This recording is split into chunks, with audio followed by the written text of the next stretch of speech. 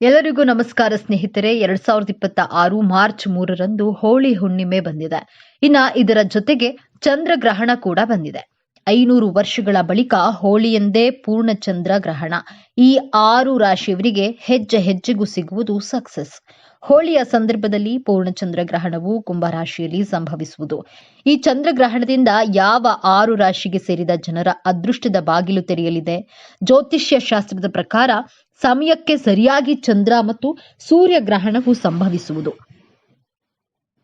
ಇದರ ಪ್ರಭಾವವನ್ನ ಪ್ರತಿಯೊಬ್ಬ ವ್ಯಕ್ತಿಯ ಜೀವನದ ಮೇಲೆ ಮತ್ತು ಜಗತ್ತಿನ ಮೇಲೆ ನೋಡಬಹುದು. 2026ರ ಮೊದಲ ಪೂರ್ಣಚಂದ್ರ ಗ್ರಹಣ ಪಾಲ್ಗುಣಿ ಪೂರ್ಣಿಮೆಯ ಶುಭ ಸಂದರ್ಭದಲ್ಲಿ ಸಂಭವಿಸುವುದು.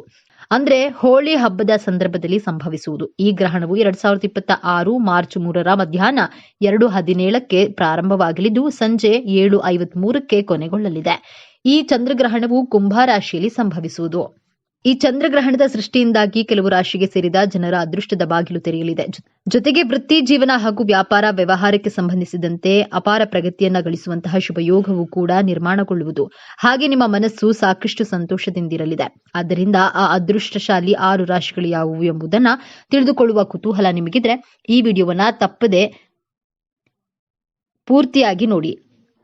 ಆದ್ರೆ ಅದಕ್ಕೂ ಮುಂಚೆ ನೀವಿನ್ನು ನಮ್ಮ ಚಾನೆಲ್ಗೆ ಸಬ್ಸ್ಕ್ರೈಬ್ ಆಗಿಲ್ಲ ಅಂದ್ರೆ ಈಗಲೇ ಸಬ್ಸ್ಕ್ರೈಬ್ ಆಗಿ. ಹಾಗೆ ಈ ವಿಡಿಯೋ ಇಷ್ಟ ಆದ್ರೆ ಮರೆಯದೆ ಒಂದು ಲೈಕ್ ಕೊಡಿ. ವಿಡಿಯೋ ಸ್ಕಿಪ್ ಮಾಡದೆ ಕೊನೆ ತನಕ ನೋಡಿ. ಎಲ್ಲರೂ ಭಕ್ತಿಯಿಂದ ಜೈ ಚಂದ್ರದೇವ ಅಂತ ಕಾಮೆಂಟ್ ಮಾಡಿ. ಮೇಷರಾಶಿಯವರಿಗೆ ಶುಭವಾಗಲಿದೆ. ಈ ಅವಧಿಯಲ್ಲಿ ನೀವು ಆರ್ಥಿಕ ಲಾಭಗಳನ್ನ ಪಡೆಯುತ್ತೀರಿ. ಮುಂದಿನ 1 ತಿಂಗಳ ಒಳಗೆ ವ್ಯವಹಾರದಲ್ಲಿ ಉತ್ತಮ ಲಾಭ ಗಳಿಸುವಂತಹ ಸಾಧ್ಯತೆಗಳಿವೆ. ನೀವು ಯಾವುದೇ ಕೆಲಸ ಮಾಡಿದ್ರೂ ಅದರಲ್ಲಿ ನಿಮಗೆ ಯಶಸ್ಸು ಸಿಗುತ್ತದೆ. ನೀವು ಉದ್ಯೋಗದಲ್ಲಿದ್ದರೆ ನಿಮಗೆ ಬಡ್ತಿ ಮತ್ತು ಸಂಬಳ ಹೆಚ್ಚಾಗುವಂತಹ ಸಾಧ್ಯತೆ ಇದೆ. ಈ ರಾಶಿಯ ಸಂಪತ್ತಿನ ಮನೆ ಅಂದ್ರೆ 2ನೇ ಮನೆಯಲ್ಲಿ ಗಜಕೇಸರಿ ರಾಜಯೋಗವು ರೂಪುಗೊಳ್ಳುತ್ತದೆ.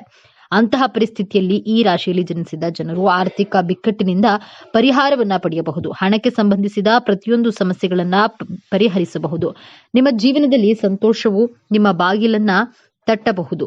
ಹಣಕಾಸು ನಿರ್ವಹಣೆಗೆ ಸಂಬಂಧಿಸಿದಂತೆ ನೀವು ಕೆಲವು ನಿರ್ಧಾರಗಳನ್ನ ತೆಗೆದುಕೊಳ್ಳಬಹುದು. ವಿದೇಶಿ ವ್ಯಾಪಾರದಲ್ಲಿ ತೊಡಗಿರುವಂತಹ ಜನರು ಹಣಕಾಸಿನ ಲಾಭವನ್ನ ಪಡೆಯಬಹುದು. ಅನಗತ್ಯ ಖರ್ಚುಗಳನ್ನ ಕಡಿತಗೊಳಿಸುವಲ್ಲಿ ನೀವು ಯಶಸ್ವಿಯಾಗಬಹುದು. ಈ ಸಂದರ್ಭದಲ್ಲಿ ನೀವು ಉತ್ತಮ ಹಣವನ್ನ ಉಳಿಸಬಹುದು.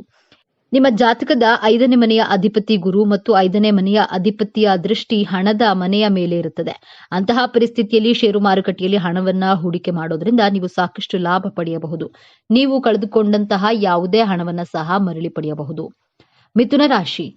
ಶನಿದೇವನ ಶಶರಾಜ ಯೋಗದ ಪರಿಣಾಮದಿಂದಾಗಿ ಮಿಥುನ ರಾಶಿಯ ಜನರ ಸಮಸ್ಯೆಗಳು ಬಗೆಹರಿಯುತ್ತವೆ. ಆದಾಯದ ಮೂಲಗಳು ಹೆಚ್ಚಾಗಲಿವೆ. ಇದರೊಂದಿಗೆ 1 ತಿಂಗಳೊಳಗೆ ಆರ್ಥಿಕ ಲಾಭದ ಸಾಧ್ಯತೆ ಇದೆ. ವ್ಯಾಪಾರದಲ್ಲಿ ಪ್ರಗತಿ ಕಂಡುಬರಬಹುದು. ಈ ಸಮಯದಲ್ಲಿ ದಾಂಪತ್ಯ ಜೀವನಕ್ಕೂ ಶುಭವಾಗಲಿದೆ. ಚಂದ್ರನ ಸಂಚಾರವು ನಿಮ್ಮ ರಾಶಿಯ 9ನೇ ಮನೆಯಲ್ಲಿ ಅದೃಷ್ಟ ಮನೆಯಲ್ಲಿರುತ್ತದೆ ಮತ್ತು ಗುರುವು ಚಂದ್ರನ ದೃಷ್ಟಿಯನ್ನ ಹೊಂದುತ್ತಾನೆ. ಇದರಿಂದಾಗಿ ಈ ಮನೆಯಲ್ಲಿ ಗಜಕೇಸರಿ ರಾಜಯೋಗವು ರೂಪುಗೊಳ್ಳುತ್ತದೆ. ಭಾಗ್ಯ ಮನೆಯಲ್ಲಿ ಈ ಯೋಗ ಉಂಟಾಗೋದ್ರಿಂದ ಜೀವನದಲ್ಲಿ ಸಂತೋಷ ಮಾತ್ರ ಬರುತ್ತದೆ. ನಿಮ್ಮ ಮನಸ್ಸು ಶಾಂತವಾಗಿರುತ್ತೆ. ಅಂತಹ ಪರಿಸ್ಥಿತಿಯಲ್ಲಿ ನೀವು ಸರಿಯಾದ ನಿರ್ಧಾರವನ್ನು ತೆಗೆದುಕೊಳ್ಳಲು ಸಾಧ್ಯವಾಗುತ್ತೆ ಮತ್ತು ನೀವು ಬಯಸುವ ಯಾವುದೇ ಕೆಲಸವನ್ನ ಪ್ರಾರಂಭಿಸಲು ಸಾಧ್ಯವಾಗುತ್ತದೆ. ಇದು ವ್ಯವಹಾರವಾಗಿರ್ಲಿ ಅಥವಾ ಯಾವುದೇ ಇತರ ಕೆಲಸವಾಗಿರ್ಲಿ, ನೀವು ಅದರಲ್ಲಿ ಯಶಸ್ಸನ್ನು ಸಾಧಿಸಬಹುದು. ನೀವು ಹೊಸ ಕೆಲಸಕ್ಕೆ ಸೇರಲು ಬಯಸಿದ್ರೆ ಈ ಅವಧಿಯಲ್ಲಿ ಅದನ್ನ ಮಾಡುವುದು ಪ್ರಯೋಜನಕಾರಿ ಎಂದು ಸಾಬೀತುಪಡಿಸಬಹುದು. ಸಂತೋಷ ಮತ್ತು ಶಾಂತಿ ನಿಮ್ಮ ಬಾಗಿಲನ್ನ ತಟ್ಟಬಹುದು. ನಿಮ್ಮ ಮನೆಯಲ್ಲಿ ಯಾವುದೇ ಧಾರ್ಮಿಕ ಆಚರಣೆಗಳನ್ನ ಮಾಡಲು ಬಯಸಿದ್ರೆ ಅಥವಾ ಧಾರ್ಮಿಕ ಪ್ರವಾಸಕ್ಕೆ ಹೋಗಲು ಬಯಸಿದ್ರೆ ಈ ಅವಧಿಯಲ್ಲಿ ನೀವು ಬಹಳಷ್ಟು ಪ್ರಯೋಜನಗಳನ್ನ ಪಡೆಯಬಹುದು. ಕರ್ಕಾಟಕ ರಾಶಿಯ ಜನರು ಸಂಪತ್ತು ಮತ್ತು ಆಸ್ತಿಯಿಂದ ಲಾಭ ಪಡೆಯುತ್ತಾರೆ. ಈ ಸಮಯದಲ್ಲಿ ನೀವು ಹಠಾತ್ ಆರ್ಥಿಕ ಲಾಭವನ್ನು ಪಡೆಯಬಹುದು. ನೀವು ಎಲ್ಲೋ ಹೂಡಿಕೆ ಮಾಡುವ ಬಗ್ಗೆ ಯೋಚಿಸ್ತಾ ಇದ್ರೆ ಈ ಸಮಯ ನಿಮಗೆ ಸೂಕ್ತವಾಗಿದೆ. ಆಸ್ತಿಗೆ ಸಂಬಂಧಿಸಿದ ಏಳಿಗೆಯನ್ನು ನೀವು ಕಾಣುವಿರಿ.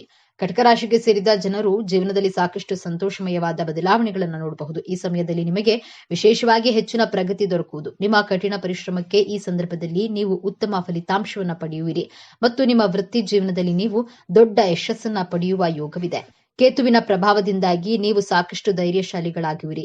ಇದರಿಂದಾಗಿ ನೀವು ಯಾವುದೇ ರೀತಿಯ ಕಠಿಣ ಪರಿಸ್ಥಿತಿಯನ್ನು ಎದುರಿಸಲು ಸಾಧ್ಯವಾಗಬಹುದು. ಈ ಸಮಯದಲ್ಲಿ ಕಟಕ ರಾಶಿಗೆ ಸೇರಿದ ಜನರ ಆರೋಗ್ಯದಲ್ಲಿ ಸಾಕಷ್ಟು ಸುಧಾರಣೆಗಳನ್ನು ನೋಡಬಹುದಾಗಿದೆ ಮತ್ತು ನೀವು ಕಿರಿಯ ಸಹೋದರ ಮತ್ತು ಸಹೋದರಿಯರ ಸಂಪೂರ್ಣ ಬೆಂಬಲವನ್ನ ಪಡೆಯುವಿರಿ. ಧಾರ್ಮಿಕ ಕಾರ್ಯಗಳಲ್ಲಿ ಭಾಗವಹಿಸಲು ನಿಮಗೆ ಉತ್ತಮ ಅವಕಾಶಗಳು ಲಭಿಸುವುದು. ಇದರಿಂದಾಗಿ ಮಾನಸಿಕ ಶಾಂತಿಯನ್ನ ಸಹ ಹೊಂದೋದ್ರೊಂದಿಗೆ ನೀವು ಸಂತೃಷ್ಟ ಜೀವನ ನಡೆಸುವಿರಿ. ಈ ಅವಧಿಯಲ್ಲಿ ಅದೃಷ್ಟದ ಸಂಪೂರ್ಣ ಬೆಂಬಲ ಪಡೆಯುವುದರಿಂದಾಗಿ ನಿಮ್ಮ ಅಪೂರ್ಣ ಕೆಲಸಗಳೆಲ್ಲವೂ ಪೂರ್ಣಗೊಳ್ಳಲಿದೆ. ಕುಂಭರಾಶಿ. ಶನಿದೇವನ ಶಶರಾಜ್ಯ ಯೋಗ ರಚನೆಯಿಂದಾಗಿ ಕುಂಭರಾಶಿಯ ಜನರು ಆರ್ಥಿಕ ಲಾಭಗಳನ್ನು ಪಡೆಯಲಿದ್ದಾರೆ. ನೀವು ಕೆಲಸ ಮಾಡ್ತಿದ್ರೆ ಬೇರೊಂದು ಉದ್ಯೋಗದಿಂದ ನಿಮಗೆ ಆಫರ್ ಸಿಗಬಹುದು. ವ್ಯಾಪಾರದ ಪರಿಸ್ಥಿತಿಗಳು ಸುಧಾರಿಸುತ್ತವೆ ಮತ್ತು ಎಲ್ಲೆಡೆ ಲಾಭ ಇರುತ್ತದೆ. ಹೋಳಿ ಹಬ್ಬದ ದಿನದಂದು ನಿಮ್ಮ ಜಾತಕದ 4ನೇ ಮನೆಯಲ್ಲಿ ಗಜಕೇಸರಿ ರಾಜಯೋಗ ಇರುತ್ತದೆ. ಈ ಭಾವವು ಮನೆಯ ಪರಿಸರ, ತಾಯಿ, ಭೂಮಿ, ಕಟ್ಟಡ ಇತ್ಯಾದಿಗಳೊಂದಿಗೆ ಸಂಬಂಧ ಹೊಂದಿದೆ. ಅಂತಹ ಪರಿಸ್ಥಿತಿಯಲ್ಲಿ ಗಜಕೇಸರಿ ರಾಜಯೋಗ ಈ ರಾಶಿಚಕ್ರ ಚಿಹ್ನೆಯ ಜನರಿಗೆ ಅನುಕೂಲಕರವೆಂದು ಸಾಬೀತುಪಡಿಸಬಹುದು.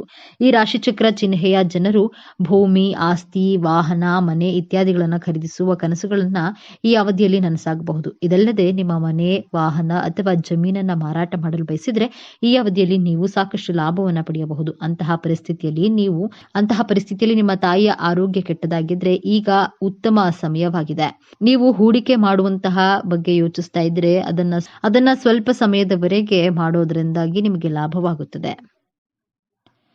ಧನುರಾಶಿಗೆ ಸೇರಿದ ಜನರಿಗೆ ಅತ್ಯಂತ ಹೆಚ್ಚಿನ ಲಾಭದಾಯಕವಾಗಿರುವುದು. ಈ ಸಂದರ್ಭದಲ್ಲಿ ಧನುರಾಶಿಗೆ ಸೇರಿದ ಜನರು ಯಾವುದಾದ್ರೂ ವಾಹನ ಅಥವಾ ಆಸ್ತಿಯನ್ನು ಗಳಿಸುವ ಯೋಗವು ಕೂಡ ನಿರ್ಮಾಣಗೊಳ್ಳುವುದು. ಜೊತೆಗೆ ಧನುರಾಶಿಗೆ ಸೇರಿದ ಜನರ ಆದಾಯದಲ್ಲಿ ಅತ್ಯಂತ ಹೆಚ್ಚಿನ ವೃದ್ಧಿಯನ್ನ ಈ ಸಂದರ್ಭದಲ್ಲಿ ನೀವು ನೋಡಬಹುದಾಗಿದೆ. ಜೊತೆಗೆ ಈ ಅವಧಿಯಲ್ಲಿ ಧನುರಾಶಿಗೆ ಸೇರಿದ ಜನರು ಹೂಡಿಕೆಯನ್ನ ಮಾಡೋದ್ರಿಂದ ಅತ್ಯಂತ ಹೆಚ್ಚಿನ ಲಾಭವನ್ನು ಪಡೆಯುವ ಯೋಗವು ಕೂಡ ನಿರ್ಮಾಣಗೊಳ್ಳುವುದು. ಹಾಗೆ ಈ ಅವಧಿಯಲ್ಲಿ ಧನಾತ್ಮಕವಾಗಿ ಹೊಸ ಮಾರ್ಗಗಳನ್ನ ಧನುರಾಶಿಗೆ ಸೇರಿದ ಜನರು ಪಡೆಯಲಿದ್ದಾರೆ. ಜೊತೆಗೆ ಈ ಸಂದರ್ಭದಲ್ಲಿ ಧನುರಾಶಿಗೆ ಸೇರಿದ ಜನರ ಆರೋಗ್ಯ ಮತ್ತು ಪರಾಕ್ರಮದಲ್ಲಿ ಬಹಳಷ್ಟು ವೃದ್ಧಿ ಕೂಡ ಆಗಬಹುದು. ಇದರೊಂದಿಗೆ ಈ ಚಂದ್ರಗ್ರಹಣದಿಂದಾಗಿ ಸುಖ, ಶಾಂತಿ ನೆಲೆಸುವುದು ಮತ್ತು ಸಾಕಷ್ಟು ಸಕಾರಾತ್ಮಕ ವಾತಾವರಣವು ಕೂಡ ನಿರ್ಮಾಣಗೊಳ್ಳುವುದು. ಹಾಗೆ ಧನುರಾಶಿಗೆ ಸೇರಿದ ಜನರು ಈ ಸಂದರ್ಭದಲ್ಲಿ ಯಾವುದಾದ್ರೂ ದೊಡ್ಡ ಗುರಿಯನ್ನ ತಲುಪುವಲ್ಲಿ ಯಶಸ್ಸನ್ನ ಗಳಿಸುವ ಸಂಭವವು ಬಹಳಷ್ಟು ವೃದ್ಧಿಯಾಗಲಿದೆ.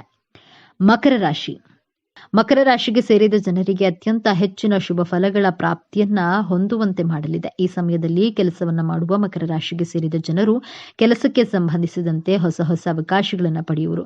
ಜೊತೆಗೆ ಈ ಅವಧಿಯಲ್ಲಿ ಮಕರ ರಾಶಿಗೆ ಸೇರಿದ ಜನರಿಗೆ ದೇಶ ವಿದೇಶಕ್ಕೆ ಪ್ರಯಾಣಿಸುವಂತಹ ಅತ್ಯುತ್ತಮವಾದ ಅವಕಾಶಗಳು ಕೂಡ ದೊರಕುವುದು. ಜೊತೆಗೆ ಮಕರ ರಾಶಿಗೆ ಸೇರಿದ ಜನರು ಈ ಸಂದರ್ಭದಲ್ಲಿ ಯಾವುದಾದ್ರೂ ಐಷಾರಾಮಿ ವಸ್ತುಗಳನ್ನು ಖರೀದಿಸುವಂತಹ ಸಾಧ್ಯತೆ ಕೂಡ ಬಹಳಷ್ಟು ವೃದ್ಧಿಯಾಗಲಿದೆ.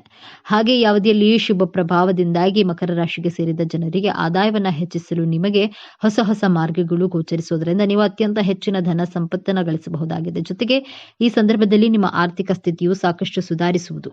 ಇದರೊಂದಿಗೆ ಈ ಅವಧಿಯಲ್ಲಿ ಮಕರ ರಾಶಿಗೆ ಸೇರಿದ ಜನರ ಗೌರವ, ಖ್ಯಾತಿ ಹಾಗೂ ಪ್ರತಿಷ್ಠೆಯಲ್ಲಿ ಸಾಕಷ್ಟು ವೃದ್ಧಿಯನ್ನ ನೀವು ನೋಡಬಹುದಾಗಿದೆ. ಸಿಂಹರಾಶಿಗೆ ಸೇರಿದ ಜನರಿಗೆ ಹೆಚ್ಚು ಲಾಭವನ್ನ ಗಳಿಸುವಂತೆ ಮಾಡಲಿದೆ. ಈ ಸಂದರ್ಭದಲ್ಲಿ ಸಿಂಹರಾಶಿಗೆ ಸೇರಿದ ವಿದ್ಯಾರ್ಥಿಗಳು ಸ್ಪರ್ಧಾತ್ಮಕ ಪರೀಕ್ಷೆಗೆ ತಯಾರಿಯನ್ನು ನಡೆಸ್ತಾ ಇದ್ರೆ ಅದರಲ್ಲಿ ಯಶಸ್ಸು ಗಳಿಸುವಂತಹ ಸಾಧ್ಯತೆಯು ಕೂಡ ಬಹಳಷ್ಟು ವೃದ್ಧಿಯಾಗುವುದು. ಈ ಅವಧಿಯಲ್ಲಿ ಸಿಂಹರಾಶಿಗೆ ಸೇರಿದ ಜನರಿಗೆ ವಿಶೇಷ ಅಪಾರ ಲಾಭ ದೊರಕುವಂತಹ ಯೋಗವು ಕೂಡ ನಿರ್ಮಾಣಗೊಳ್ಳಲಿದೆ. ಹಾಗೆ ಈ ಸಮಯದಲ್ಲಿ ಕೆಲಸವನ್ನ ಹುಡುಕ್ತಿರುವಂತಹ ಈ ರಾಶಿಗೆ ಸೇರಿದ ಜನರಿಗೆ ಉತ್ತಮ ಉದ್ಯೋಗ ದೊರಕುವ ಸಾಧ್ಯತೆಯು ಕೂಡ ಬಹಳಷ್ಟು ಹೆಚ್ಚಾಗಿರುವುದು. ಜೊತೆಗೆ ಸಿಂಹರಾಶಿಗೆ ಸೇರಿದ ಜನರು ಈ ಸಂದರ್ಭದಲ್ಲಿ ವ್ಯವಹಾರವನ್ನ ಮಾಡ್ತಿದ್ರೆ ನಿಮಗೆ ಉತ್ತಮ ಧನ ಲಾಭವಾಗುವ ಸಾಧ್ಯತೆಯು ಕೂಡ ಬಹಳಷ್ಟು ವೃದ್ಧಿಯಾಗಲಿದೆ. ಜೊತೆಗೆ ಈ ಸಂದರ್ಭದಲ್ಲಿ ಸಿಂಹರಾಶಿಗೆ ಸೇರಿದ ಜನರಿಗೆ ವ್ಯವಹಾರಕ್ಕೆ ಸಂಬಂಧಿಸಿದಂತೆ ಹೊಸ ಅವಕಾಶಗಳ ಪ್ರಾಪ್ತಿಯೂ ಕೂಡ ಆಗುವುದು. ಈ ದಿನ ಮನೆಯ ಬಾಗಿಲಿಗೆ ಈ ವಸ್ತು ಕಟ್ಟಿದರೆ ನಿರಂತರವಾಗಿ ಮನೆಗೆ ಹಣ ಬರ್ತಾನೆ ಇರುತ್ತದೆ. ಮನೆಯಲ್ಲಿದ್ದ ಎಲ್ಲ ನೆಗೆಟಿವ್ ಎನರ್ಜಿ, ಮಾಟಮಂತ್ರ ದೋಷಗಳು ತೊಲಗಿ ಅದೃಷ್ಟ ಮನೆಗೆ ಪ್ರಾಪ್ತಿಯಾಗಿ ದೇವತೆಗಳ ರಕ್ಷಣೆ ಮನೆಗೆ ಲಭಿಸಲು ಈ ದಿನ ಪಾಲಿಸಬೇಕಾದ ತಂತ್ರಗಳೇನು, ನಿಯಮಗಳೇನು ಅಂತ ಇವತ್ತಿನ ಈ ವಿಡಿಯೋದಲ್ಲಿ ಸಂಪೂರ್ಣವಾಗಿ ತಿಳಿಸಿಕೊಡ್ತೀವಿ ಬನ್ನಿ. ಇನ್ನು ಈ ಒಂದು ಬೇರನ್ನ ನಿಮ್ಮ ಮನೆಗೆ ತಂದರೆ ಪಿತೃಶಾಂತಿಯಾಗುತ್ತದೆ. ಮನೆಯಲ್ಲಿ ಪಿತೃದೋಷ ಇದ್ದರೆ, ಕುಟುಂಬಕ್ಕೆ ಪಿತೃಶಾಪ ಇದ್ದರೆ ಯಾವೆಲ್ಲ ಸೂಚನೆಗಳು ಸಿಗುತ್ತವೆ, ಈ ಮಾಸದಲ್ಲಿ ಯಾವ 4 ರೂಪಗಳಲ್ಲಿ ಪಿತೃಗಳು ನಿಮಗೆ ಕಾಣಿಸಿಕೊಳ್ಳುತ್ತಾರೆಂದು ಇವತ್ತಿನ ಈ ವಿಡಿಯೋದಲ್ಲಿ ಸಂಪೂರ್ಣವಾಗಿ ತಿಳಿಸಿಕೊಡ್ತೀವಿ ಬನ್ನಿ. ಅದಕ್ಕೂ ಮುನ್ನ ನೀವಿನ್ನೂ ಚಾನಲ್ಗೆ ಸಬ್ಸ್ಕ್ರೈಬ್ ಆಗಿಲ್ಲ ಅಂದರೆ ಈಗಲೇ ಸಬ್ಸ್ಕ್ರೈಬ್ ಆಗಿ, ಹಾಗೆ ವಿಡಿಯೋಗೆ ಲೈಕ್ ಮಾಡಿ, ವಿಡಿಯೋ ಸ್ಕಿಪ್ ಮಾಡದೆ ಕೊನೆ ತನಕ ನೋಡಿ. ಎಲ್ಲರೂ ಭಕ್ತಿಯಿಂದ ಓಂ ಶ್ರೀ ಮಹಾಲಕ್ಷ್ಮಿ ನಮಃ ಅಂತ ಕಮೆಂಟ್ ಮಾಡಿ. ಯಾರಿಗೆ ಜೀವನದಲ್ಲಿ ಭಯಂಕರವಾದ ಶತ್ರು ಬಾಧೆಗಳಿರುತ್ತದೋ, ರಹಸ್ಯ ಶತ್ರು, ಕಣ್ಣಿಗೆ ಕಾಣುವ ಶತ್ರುಗಳು, ಕಣ್ಣಿಗೆ ಕಾಣಿಸದ ಶತ್ರುಗಳು, ಎದುರಿನವರ ಅಸೂಹೆ, ಬ್ಲ್ಯಾಕ್ ಮ್ಯಾಜಿಕ್ ಅಂದರೆ ಮಾಟಮಂತ್ರ, ವಾಸ್ತುದೋಷ ಇವೆಲ್ಲ ಇರುತ್ತದೋ ಅವರು ಈ ಅಮಾವಾಸ್ಯೆಯ ದಿನ ಮನೆಯ ಮುಂದೆ ಬಾಗಿಲಿಗೆ ಈ ವಸ್ತುಗಳನ್ನು ಒಂದು ಬಟ್ಟೆಗೆ ಹಾಕಿ ಮೂಟೆಯ ರೀತಿ ಕಟ್ಟಬೇಕು. ನಿಮ್ಮ ಮನೆಯ ಬಾಗಿಲಿಗೆ ಕಟ್ಟಬೇಕಾದಂಥ ವಸ್ತುಗಳು ಯಾವುವೆಂದರೆ, ಒಂದು ದೊಡ್ಡ ಕೆಂಪು ಬಣ್ಣದ ಬಟ್ಟೆಯನ್ನು ತೆಗೆದುಕೊಂಡು ಆ ಬಟ್ಟೆಗೆ ಪೂರ್ಣ ಫಲ ಅಂದರೆ ಒಂದು ಸಿಪ್ಪೆ ತೆಗೆಯದ ತೆಂಗಿನಕಾಯಿ ನಿಮ್ಮ ಕೈಮುಷ್ಟಿಯಷ್ಟು ನವಧಾನ್ಯಗಳು: ಸ್ವಲ್ಪ ಅರಿಶಿನ ಹಾಗೂ ಕುಂಕುಮ, ಚಿಕ್ಕ ಕಬ್ಬಿಣದ ತುಂಡು, ಚಿಕ್ಕ ಆಲಂ ತುಂಡು ಅಥವಾ ಸ್ಫಟಿಕ ಕಲ್ಲಿನ ತುಂಡು, 11 ಅಡಿಕೆ ಚೂರು, 11 ಕಾಳು ಮೆಣಸು. ಇವೆಲ್ಲವನ್ನ ಒಂದು ಕೆಂಪು ವಸ್ತ್ರದಲ್ಲಿ ಮೂಟೆಯ ರೀತಿ ಮೂಟೆ ಗಂಟನ್ನ ಹಾಕಿ ಕಟ್ಟಬೇಕು. ನಂತರ ಮನೆಯ ಮುಂದೆ ಬಾಗಿಲಿನ ಮೇಲ್ಭಾಗದಲ್ಲಿ ಕಟ್ಟಬೇಕು. 6 ತಿಂಗಳುಗಳ ಕಾಲ ಈ ಮೂಟೆಯು ನಿಮ್ಮ ಮನೆಯ ಬಾಗಿಲಿನಲ್ಲಿರಬೇಕು. 6 ತಿಂಗಳ ನಂತರ ಹರಿಯುವ ನೀರಿನಲ್ಲಿ ಈ ಮೂಟೆಯನ್ನು ಬಿಡಬಹುದು ಅಥವಾ ದೊಡ್ಡ ದೊಡ್ಡ ಮರದ ಬುಡದ ಕೆಳಗೆ ಇಟ್ಟು ಬರಬಹುದು. ಈ ದಿನದಂದು ಅನ್ನದಾನ ಮಾಡಿದರೆ ತುಂಬಾ ಉತ್ತಮ. ವಸ್ತ್ರದಾನ ಮಾಡಿದರೆ ಸಮಸ್ತ ದೋಷಗಳು ದೂರವಾಗುತ್ತವೆ. ನವಧಾನ್ಯಗಳನ್ನು ದಕ್ಷಿಣೆಯ ಸಮೇತ ಬ್ರಾಹ್ಮಣರಿಗೆ ದಾನ ಮಾಡಿದರೆ ಪಾಪಗಳು ನಶಿಸಿ ಅದೃಷ್ಟ ಪ್ರಾಪ್ತಿಯಾಗುತ್ತದೆ. ಈ ದಿನ ಭೂಮಿಗೆ ಸಂಬಂಧಪಟ್ಟಂತ ಆಸ್ತಿ ವಿಚಾರಕ್ಕೆ ಸಂಬಂಧಪಟ್ಟಂತ ಸಮಸ್ಯೆಗಳಿದ್ರೆ, ಮನೆ ಕಟ್ಟಿಸಲು ಸಾಲ ಸಿಗಬೇಕೆಂದರೆ, ಮನೆ ಭೂಮಿ ಮಾರಾಟ ಮಾಡಲು ಆಗುತ್ತಿಲ್ಲವೆಂದರೆ ತ್ರಿಭುಜ ದೀಪವನ್ನ ಮನೆಯಲ್ಲಿ ಬೆಳಗಿಸಬೇಕು. ನಿಮ್ಮ ಮನೆಯ ದಕ್ಷಿಣ ದಿಕ್ಕಿನಲ್ಲಿ ಒಂದು ಮನೆಯ ಮೇಲೆ ಅಕ್ಕಿ ಹಿಟ್ಟಿನಿಂದ ತ್ರಿಭುಜದ ಆಕಾರ ಬರೆದು ಅದರ ಮಧ್ಯಭಾಗದಲ್ಲಿ ಒಂದು ಮಣ್ಣಿನ ದೀಪವನ್ನ ಇಟ್ಟು 9 ಕೆಂಪು ಬಣ್ಣದ ಬತ್ತಿಗಳನ್ನು ಹಾಕಿ ಎಳ್ಳೆಣ್ಣೆಯನ್ನು ಬಳಸಿ ದೀಪಾರಾಧನೆಯನ್ನ ಮಾಡಿಕೊಳ್ಳಬೇಕು.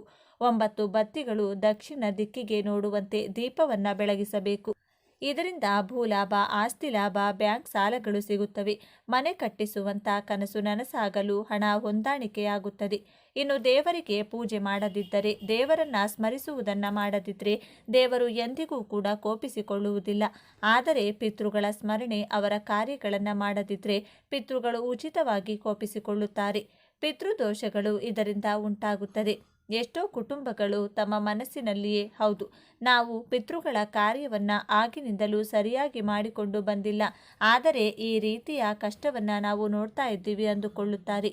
ಯಾರ ಕುಟುಂಬದಲ್ಲಿ ಈ ರೀತಿಯ ಸಂಕೇತಗಳು, ಸೂಚನೆಗಳು ಕಾಣಿಸಿಕೊಳ್ಳುತ್ತದೋ ಅಲ್ಲಿ ಖಚಿತವಾಗಿ ಪಿತೃಶಾಪ, ಪಿತೃದೋಷ ಇದೆ ಎಂದು ಅರ್ಥ ಮಾಡಿಕೊಳ್ಳಬೇಕು. ಯಾರ ಮನೆಯಲ್ಲಿ ಪಿತೃಶಾಪ, ಪಿತೃದೋಷ, ಪಿತೃಗಳ ಕೋಪ ಹೆಚ್ಚಾಗಿರುತ್ತದೋ ಆ ಮನೆಯ ಸದಸ್ಯರು ಎಷ್ಟೇ ನೆಮ್ಮದಿಯಾಗಿ ಜೀವನ ನಡೆಸಬೇಕು, ಎಲ್ಲ ಕಡೆಯಿಂದ ನೆಮ್ಮದಿ ಬೇಕು ಅಂತ ಬಯಸುತ್ತಾರೋ ಅವರಿಗೆ ನೆಮ್ಮದಿ ಅನ್ನೋದೇ ಪ್ರಾಪ್ತಿಯಾಗುವುದಿಲ್ಲ. ಸದಾ ಕೆಟ್ಟ ಕನಸುಗಳು, ಸದಾ ಪಿತೃಗಳು ಕನಸಿನಲ್ಲಿ ಕಾಣಿಸಿಕೊಳ್ಳುವುದು, ಪಿತೃಗಳು ನೆನಪು ಬಂದರೂ ಅದನ್ನು ಲೆಕ್ಕಿಸದೆ ಜೀವನ ನಡೆಸುವುದು, ಮಾಡಲು ಹೋದಾಗ ಪದೇ ಪದೇ ಅಪಘಾತಗಳು ಆಗುವಂಥದ್ದು, ಇದ್ದಕ್ಕಿದ್ದಂತೆ ಊಹಿಸಿದ ರೀತಿಯಲ್ಲಿ ದೇಹಕ್ಕೆ ನಿರಂತರವಾಗಿ ಪೆಟ್ಟುಗಳಾಗುವುದು. ಇದರ ಜೊತೆಗೆ ಒಂದು ವಂಶ ಎಂದರೆ ನಾನಾ ಕುಟುಂಬಗಳು ಅದರಲ್ಲಿ ಇರುತ್ತದೆ. ಆದರೆ ಕೆಲವು ಕುಟುಂಬಗಳು ಮಾತ್ರ ಶ್ರೀಮಂತಿಕೆಯನ್ನು ಪಡೆದು ಉಳಿದ ಕುಟುಂಬಗಳು ಕಷ್ಟದಲ್ಲಿಯೇ, ಬಡತನದಲ್ಲಿಯೇ ಇರುತ್ತದೆ. ಇದಕ್ಕೆ ಕಾರಣ ಪಿತೃದೋಷವಾಗಿರುತ್ತದೆ. ಪಿತೃಶಾಪಕ್ಕೆ ಗುರಿಯಾದ ಕುಟುಂಬದ ಹಳೆ ಮನೆತನ ಎಷ್ಟೇ ಶ್ರೀಮಂತಿಕೆಯಿಂದ ಬದುಕಿ ಬಾಳಿದ್ರೂ ಕೂಡ ಈ ಕುಟುಂಬಕ್ಕೆ ಶ್ರೀಮಂತಿಕೆ ಪ್ರಾಪ್ತಿಯಾಗಿರುವುದಿಲ್ಲ. ಶ್ರೀಮಂತಿಕೆ ಎನ್ನುವುದು ಕೇವಲ ಕನಸಾಗಿಯೇ ಉಳಿದು ಬಿಡುತ್ತದೆ. ಮನೆಯಲ್ಲಿ ಸದಾ ಜಗಳಗಳು, ತಂದೆ ತಾಯಿಯರನ್ನ ಕಂಡ್ರೆ ಮಕ್ಕಳಿಗಾಗುವುದಿಲ್ಲ, ಮಕ್ಕಳನ್ನ ಕಂಡ್ರೆ ತಂದೆ ತಾಯಿಯರಿಗೆ ಆಗುವುದಿಲ್ಲ. ಹೆಂಡತಿ ಮಕ್ಕಳು, ಅಣ್ಣ ತಮ್ಮ ಎಲ್ಲರೂ ಕೂಡ ಒಬ್ಬರ ಮುಖ ಒಬ್ಬರು ನೋಡದೆ ಸದಾ ಕೋಪದಿಂದಲೇ ಜೀವನ ನಡೆಸುತ್ತಾರೆ. ಇನ್ನು ಈ ಪಿತೃಶಾಪ, ಪಿತೃದೋಷ ಇದ್ದ ಕುಟುಂಬಕ್ಕೆ ಅಥವಾ ಮನೆಗೆ ಮನೆದೇವರ ಅನುಗ್ರಹ ಇರೋದಿಲ್ಲ. ಇದರಿಂದ ನಿತ್ಯ ಜೀವನದಲ್ಲಿ ನಾನಾ ರೀತಿಯಾದ ಸಮಸ್ಯೆಗಳು ಉಂಟಾಗ್ತಾ ಇರುತ್ತೆ. ಇದರ ಜೊತೆಗೆ ಹಣದ ಸಮಸ್ಯೆ, ಸಂಪತ್ತು ನಶಿಸಿ ಹೋಗುವುದು, ಸಂಪಾದನೆ ಮಾಡಿದ ಉಳಿಸಿದ ಹಣ ಕ್ರಮೇಣ ಖಾಲಿಯಾಗುವುದು, ಸಂಪತ್ತು, ಹಣ, ಐಶ್ವರ್ಯ ಎಲ್ಲವೂ ಒಂದೇ ಕಡೆಯಿಂದ ಕ್ಷೀಣಿಸುವುದು ಆಗ್ತಾ ಇರುತ್ತೆ.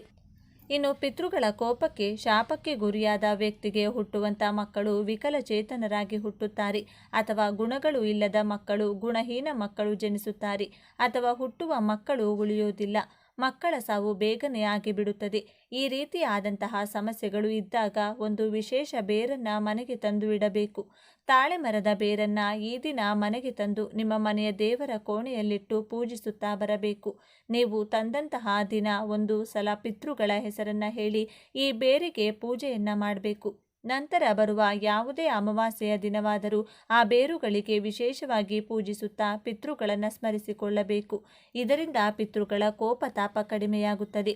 ಆಗಾಗ ಆಲದ ಮರದ ಬಳಿ ಹೋಗಿ, ಅರಳಿ ಮರದ ಬಳಿ ಹೋಗಿ ಪಿತೃಗಳ ಹೆಸರನ್ನ ಹೇಳಿ ನೀರನ್ನ ಮರಕ್ಕೆ ಹಾಕಿ ಬನ್ನಿ. ತಾಳೆ ಮರದ ಬೇರು, ಆ ಬೇರನ್ನ ಸಂಗ್ರಹಿಸಿ ಮನೆಗೆ ತಂದು ಪೂಜೆ ಮಾಡಲು ಪ್ರಾರಂಭಿಸಿ. ಈ ಮರದ ಬೇರು ಸಿಗೋದಿಲ್ಲ ಅಂದರೆ ಪೂಜಾ ಸಾಮಗ್ರಿಗಳು ಸಿಗುವಂಥ ಅಂಗಡಿಯಲ್ಲಿ ಕೇಳಿದರೆ ಈ ಬೇರನ್ನ ತರಿಸಿಕೊಡುತ್ತಾರೆ. ಪಿತೃಶಾಪಕ್ಕೆ ಗುರಿಯಾದ ಮನೆಯ ಸದಸ್ಯರು ಯಾವುದೇ ಕೆಲಸಕ್ಕೆ ಕೈ ಹಾಕಿದರೂ ಕೂಡ ಒಂದು ಕೆಲಸದಲ್ಲೂ ಕೂಡ ಯಶಸ್ಸು ಸಿಗೋದಿಲ್ಲ. ಒಂದಾದರ ಮೇಲೊಂದು ನಷ್ಟ, ಕಾರ್ಯ ಅಡೆತಡೆ, ಮಾನಸಿಕ ಚಿಂತೆಗಳು ಹೆಚ್ಚಾಗಿರುತ್ತವೆ. ವ್ಯವಹಾರಗಳಲ್ಲಿ ಸದಾ ನಷ್ಟ, ಒಬ್ಬರಲ್ಲ ಒಬ್ಬರಿಂದ ಮೋಸ ಆಗುವಂಥದ್ದು, ಹೀಗೆ ನಾನಾ ಕಡೆಯಿಂದ ಬರೀ ಕಷ್ಟಗಳೇ ಎದುರಾಗುತ್ತವೆ. ಇವೆಲ್ಲವೂ ಪಿತೃಗಳು ನಮಗೆ ನೀಡುವಂತಹ ಎಚ್ಚರಿಕೆಯಾಗಿರುತ್ತದೆ. ಇನ್ನು ಪಿತೃಶಾಪ ದೋಷ ಇದ್ದವರಿಗೆ ಆ ಕುಟುಂಬದಲ್ಲಿ ಯಾರಿಗಾದರೂ ದೀರ್ಘಕಾಲದ ಅನಾರೋಗ್ಯ ಇದ್ದೇ ಇರುತ್ತದೆ. ಎಷ್ಟೇ ಆಸ್ಪತ್ರೆ ಸುತ್ತಿದ್ರೂ ಕೂಡ, ಎಷ್ಟೇ ದೇವಸ್ಥಾನ ಪೂಜೆ ಪುನಸ್ಕಾರ ಮಾಡಿದ್ರೂ ಕೂಡ ಆ ಅನಾರೋಗ್ಯದ ಕಷ್ಟ ದೂರವಾಗುವುದಿಲ್ಲ. ಇದರ ಜೊತೆಗೆ ಮನೆಯಲ್ಲಿ ಶುಭ ಕಾರ್ಯಗಳು ನಡೆಯುವುದಿಲ್ಲ. ವಿವಾಹ, ಕಂಕಣ, ಶುಭ ಸುದ್ದಿ ಈ ಮನೆಯಿಂದ ಕೇಳಿ ಬರುವುದಿಲ್ಲ. ವಯಸ್ಸು 30ರಿಂದ 40 ಆಗಿದ್ದರೂ ಕೂಡ ಮದುವೆ ಭಾಗ್ಯ ಕೂಡಿ ಬರ್ತಿರುವುದಿಲ್ಲ. ಅಕಸ್ಮಾತ್ತಾಗಿ ಮದುವೆ ಆದರೂ ಕೂಡ ವಿಚ್ಛೇದನ ಆಗುತ್ತದೆ. ಪತಿ ಪತ್ನಿ ದೂರ ಆಗುವಂತಹ ಸಂದರ್ಭಗಳು ಎದುರಾಗುತ್ತವೆ. ಇದು ಕಂಡಾಗ ಪಿತೃಶಾಪ, ಪಿತೃದೋಷ ನಿಮಗೆ, ನಿಮ್ಮ ಮನೆಗೆ ಎಂದು ಅರ್ಥ ಮಾಡಿಕೊಂಡು ಸೂಕ್ತ ಪರಿಹಾರವನ್ನು ಪಾಲಿಸಬೇಕು. ಪಿತೃದೋಷ ಇದ್ದವರು ಒಬ್ಬರ ಮಾತನ್ನು ಕೂಡ ಕೇಳುವುದಿಲ್ಲ. ತಾವು ಹೇಳಿದ್ದೇ ನಡೆಯಬೇಕು, ತಾವು ಹೇಳಿದ್ದೇ ಮಾಡಬೇಕು ಅಂತ ಆಲೋಚಿಸುತ್ತಾರೆ. ವಾದ ವಿವಾದಗಳನ್ನು ಮಾಡಿಕೊಂಡು ತಮ್ಮ ಮೇಲೆ ತಾವೇ ಸಮಸ್ಯೆಗಳನ್ನು ತಂದುಕೊಳ್ಳುತ್ತಾರೆ.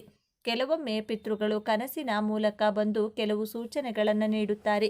ಆ ಸೂಚನೆಗಳನ್ನು ಯಾವುದೇ ಕಾರಣಕ್ಕೂ ನಿರ್ಲಕ್ಷ್ಯ ಮಾಡಕೂಡದು. ಈ ಸಮಸ್ಯೆಗಳಿಗೆಲ್ಲ ಅತಿ ಮುಖ್ಯವಾದ ಕಾರಣ ಏನೆಂದರೆ, ಪಿತೃಗಳು ಹಿರಿಯರು ಬದುಕಿದ್ದಾಗ ಅವರನ್ನು ಚೆನ್ನಾಗಿ ನೋಡಿಕೊಳ್ಳದೆ, ಅವರ ಮಾತನ್ನ ಕೇಳದೆ, ಅವರನ್ನು ಗೌರವಿಸದೆ ಜೀವಿಸುವುದು. ಅವರು ಸತ್ತ ನಂತರವೂ ಅವರನ್ನು ಮರೆಯುವುದು. ಮುಂದಿನ ಪೀಳಿಗೆಗೆ ಅವರ ಹೆಸರನ್ನು ತಿಳಿಸದೆ, ಅವರನ್ನು ಸ್ಮರಿಸದೆ ಜೀವಿಸುವುದು. ಪಿತೃಗಳ ಕಾರ್ಯ, ಶಾಂತಿ, ಶ್ರಾದ್ದಗಳನ್ನು ಮಾಡದೇ ಇರುವುದು. ಪಿತೃ ಕಾರ್ಯಗಳನ್ನು ಮಾಡದೆ ವಿವಿಧ ಕಾರ್ಯಗಳನ್ನು ಮಾಡಲು ಮುಂದಾಗುವುದು. ಇನ್ನು ಅತಿ ಮುಖ್ಯವಾಗಿ ಬೇವಿನ ಮರ, ಅರಳಿ ಮರವನ್ನು ಕತ್ತರಿಸುವುದು ಕೂಡ ಮಹಾಪಾಪ. ಸರ್ಪಗಳನ್ನು ಕೊಲ್ಲುವುದು, ಸರ್ಪಗಳನ್ನು ಕೊಲ್ಲಲು ಸಹಾಯ ಮಾಡುವುದು ಕೂಡ ಪಿತೃಶಾಪ, ಪಿತೃಕೋಪಕ್ಕೆ ಕಾರಣವಾಗುತ್ತದೆ. ಇದಕ್ಕೆಲ್ಲ ಪರಿಹಾರ ಏನು ಗುರುಗಳೇ? ಹೇಗೆ ಈ ಪಿತೃದೋಷದಿಂದ ಮುಕ್ತರಾಗುವುದು? ಪಿತೃಗಳ ಸ್ಮರಣೆ ಮರೆಯದೆ ಮಾಡಿ. ಪ್ರತಿ ಅಮಾವಾಸ್ಯೆಯ ದಿನ ಪಿತೃಗಳಿಗೆ ಅನ್ನವನ್ನು ಇಡಿ. ಪಿತೃಗಳ ಹೆಸರಲ್ಲಿ ಅನ್ನದಾನ, ವಸ್ತ್ರದಾನವನ್ನು ಮಾಡ್ತಾ ಬನ್ನಿ. ಇರುವೆಗಳಿಗೆ, ಮೀನುಗಳಿಗೆ, ಅರಳಿ ಮರಕ್ಕೆ, ಕಾಗೆಗಳಿಗೆ, ಪಕ್ಷಿ ಪ್ರಾಣಿ ಸಂಕುಲಕ್ಕೆ ಆಹಾರವನ್ನು ನೀಡ್ತಾ ಬನ್ನಿ. ಇನ್ನು ಕೊನೆಯದಾಗಿ ಬಡವರ ಸೇವೆ ಮಾಡುವುದು, ಪಿತೃಗಳಿಗೆ ತರ್ಪಣ ನೀಡುವುದು. ಮನೆಯ ಸದಸ್ಯರ ಬಳಿ ಸಮ ಪ್ರಮಾಣದಲ್ಲಿ ನಾಣ್ಯಗಳನ್ನು ಸಂಗ್ರಹಿಸಿ ಯಾವುದಾದರೂ ದೇಗುಲಕ್ಕೆ, ಹುಂಡಿಗೆ ಆ ನಾಣ್ಯಗಳನ್ನು ಅರ್ಪಿಸಿದರೂ ಕೂಡ ಪಿತೃಗಳ ಕೃಪೆಗೆ ಪಾತ್ರರಾಗಬಹುದು. ಆದರೆ ಒಂದೊಂದು ನಾಣ್ಯ ಸಂಗ್ರಹಿಸುವಾಗ ಪಿತೃಗಳನ್ನು ಹೆಸರನ್ನು ಹೇಳಿ ಸ್ಮರಿಸಬೇಕು. ಇನ್ನು ಈ ಸಮಯದಲ್ಲಿ ಭೂಲೋಕದಲ್ಲಿ ನಮ್ಮ ಪೂರ್ವಿಕರು ಸಂಚರಿಸುತ್ತಾರೆ. ನಮ್ಮ ಮನೆ ಸುತ್ತಮುತ್ತ ನಾನಾ ರೂಪದಲ್ಲಿ ನಮಗೆ ಕಾಣಿಸಿಕೊಳ್ಳುತ್ತಾರೆ. ಶ್ವಾನಗಳ ಮೂಲಕ, ಗೋವಿನ ಮೂಲಕ, ಕಾಗೆಗಳ ರೂಪದಲ್ಲಿ, ವಯಸ್ಸಾದ ಹಿರಿಯರ, ನಿರ್ಗತಿಕರ ರೂಪದಲ್ಲಿ ನಮ್ಮನ್ನು ಮಾತನಾಡಿಸಲು ಪ್ರಯತ್ನ ಮಾಡುತ್ತಾರೆ. ಆಗ ತಪ್ಪದೆ ನಿಮ್ಮ ಕೈಯಿಂದ ಆಹಾರವನ್ನು ಕೊಟ್ಟು ಸತ್ಕರಿಸಬೇಕು. ಮನೆಗೆ ಈ ಸಮಯದಲ್ಲಿ ಬಂದ ಯಾರನ್ನೂ ಕೂಡ ಅವಮಾನಿಸಬಾರದು. ಇನ್ನು ಈ ದಿನ ಮಾಡಬೇಕಾದ ಮತ್ತೊಂದು ಕೆಲಸ ಎಂದರೆ, ಬೆಳಿಗ್ಗೆ ಅಥವಾ ಸಂಜೆಯ ಸಮಯದಲ್ಲಿ ಈ ದಿನ ಮನೆಯಲ್ಲಿ ಧೂಪವನ್ನು ಹಾಕಬೇಕು. ನೀವು ಹಾಕುವಂತಹ ಧೂಪಕ್ಕೆ ಬಿಳಿ ಸಾಸಿವೆಯನ್ನು ಬಳಸಬೇಕು. ಬಿಳಿ ಸಾಸಿವೆಗೆ ಭಯಂಕರವಾದಂತಹ ನಕಾರಾತ್ಮಕ ಶಕ್ತಿಗಳನ್ನು ಮನೆಯಿಂದ ಹೊರಹಾಕುವಂಥ ಶಕ್ತಿ ಇರುತ್ತದೆ. ಆದ್ದರಿಂದ ಈ ರೀತಿ ಬಿಳಿ ಸಾಸಿವೆಯನ್ನು ಬಳಸಿ ಧೂಪ ಹಾಕಿದರೆ ತುಂಬ ಒಳ್ಳೆಯದು. ಹಾಗೆಯೇ ನಿಮ್ಮ ಕೈನಲ್ಲಿ ಬಿಳಿ ಸಾಸಿವೆಯನ್ನು ಹಿಡಿದುಕೊಂಡು ನಿಮ್ಮ ಮನೆಯ ಹೊಸ್ತಿಲಿನ ಮುಂಭಾಗದಲ್ಲಿ ಮತ್ತಷ್ಟು ಸಾಧ್ಯವಾಗುತ್ತದೆ. ಅಂದರೆ ಮನೆಯ ಸುತ್ತಲೂ ಚೆಲ್ಲಬೇಕು. ಬಿಳಿ ಸಾಸಿವೆಯನ್ನು ಮನೆಯ ಬಾಗಿಲಿನ ಮುಂದೆ ಚೆಲ್ಲಬೇಕಾದ್ರೆ ಸುದರ್ಶನ ಮಂತ್ರವನ್ನು ಪಠಿಸಿ. ಕಷ್ಟವಾಗುತ್ತದೆ ಎಂದರೆ ಓಂ ಅಷ್ಟಭೈರವಾಯ ನಮಃ ಎಂದು ಭೈರವೇಶ್ವರ ಅಂದರೆ ಕಾಲಭೈರವಿನ ಮಂತ್ರವನ್ನು ಹೇಳುತ್ತಾ ಬಿಳಿ ಸಾಸಿವೆಯನ್ನು ಚೆಲ್ಲಿ. ಹೀಗೆ ಮಾಡಿದರೂ ಶತ್ರುಬಾಧೆ, ಮಾಟಮಂತ್ರ, ಆರೋಗ್ಯ ಸಮಸ್ಯೆ, ಹಣಕಾಸಿನ ಸಮಸ್ಯೆಗಳೆಲ್ಲ ನಿಮ್ಮ ಮನೆಯಿಂದ ದೂರವಾಗ್ತಾ ಹೋಗುತ್ತದೆ. ಹಾಗೆಯೇ ಮಹಾಲಕ್ಷ್ಮೀ ದೇವಿಯ ಅನುಗ್ರಹಕ್ಕಾಗಿ ಈ ಅಮಾವಾಸ್ಯೆಯ ದಿನದಂದು ದೇವರ ಕೋಣೆಯಲ್ಲಿ 2 ವಿಶೇಷ ದೀಪಗಳನ್ನು ಬೆಳಗಿಸಬೇಕು.